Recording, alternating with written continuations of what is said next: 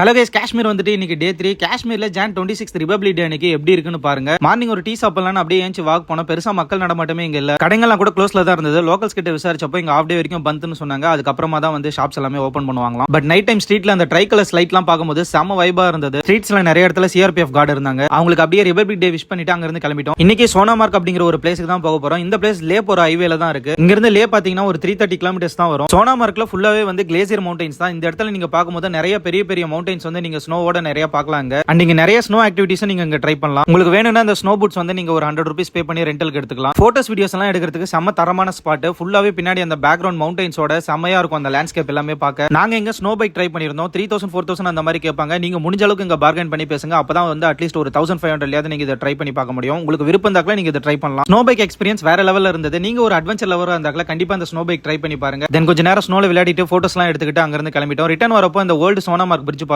இங்க இருந்து அந்த மவுண்டன்ஸ் அதுக்கப்புறம் போற ரிவர் எல்லாம் பார்க்க வியூ செமையா இருந்தது. சோ அங்க கொஞ்ச நேரம் அப்படியே டைம் ஸ்பெண்ட் பண்ணிட்டு மறுபடியும் ஸ்ரீநகருக்கு கிளம்பிட்டோம். நெக்ஸ்ட் டே ஒரு சூப்பரான ஸ்பாட்டுக்கு கூட்டிட்டு போறேன். சோ நம்ம பேஜை மறக்காம ஃபாலோ பண்ணி வச்சுக்கோங்க.